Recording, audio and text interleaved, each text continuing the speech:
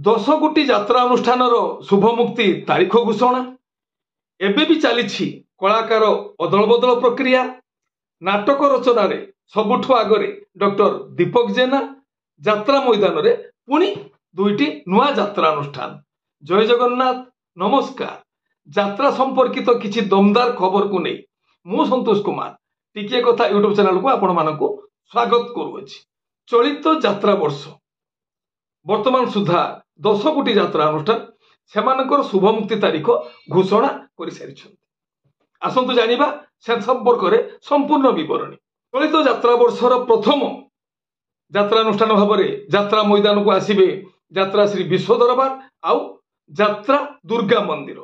जुलाई 24 तारीख में कुरुड़ा यात्रा पड़िया बालेश्वर रे यात्रा श्री विश्व दरबार शुभ मुक्ति एवं दानगदी जाजपुर रे यात्रा दुर्गा मंदिर शुभ मुक्ति। 25 तारीख में यात्रा मैदान को आसिबे यात्रा स्वर्णमहल आउ कोणार्क गणनाट्य।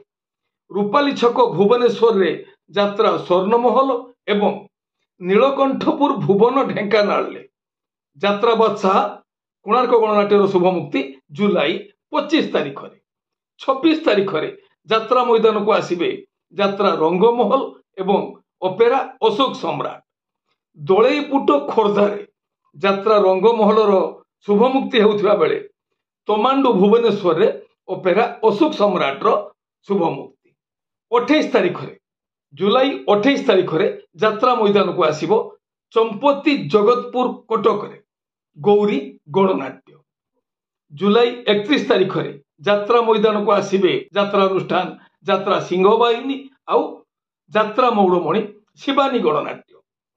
यात्रा सिंहवाहिनी मुकुलुसी दरड़ा बालेश्वर रे आत्म प्रकाश करने जाउथिबा बेले भुवन ढेंकानाल रे शिवानी गणनाट्यर शुभ मुक्ति। अगस्ट 2 तारीख में जगन्नाथ बल्लभ मालती पाठपुर पुरी अर्थात श्रीक्षेत्र रे यात्रा महारथी कलिंग गणनाट्यर शुभ मुक्ति। एबे भी चली कलाकार अदल बदल प्रक्रिया। आखड़ा साल रे आखड़ा चली किछि नाटकर बीजीएम सरी चली कलाकार अदल बदल प्रक्रिया। नाटक रचन चलित यात्रा वर्ष रे प्राय समस्त यात्रा अनुष्ठान रे आखड़ा पूजा परे अभ्यास पर्व चालू रही आउ सबुठारे सर्वाधिक नाटक रचना करिसेंती चलित यात्रा वर्षर चर्चित नाट्यकार प्रोफेसर डॉक्टर दीपक जेना। प्राय अधिकांश यात्रा अनुष्ठान रे देखा मिलूँ डॉक्टर दीपक जेनांकर नाटक जेटा कि गत वर्ष देखा मिलता विभिन्न यात्रा अनुष्ठान रे।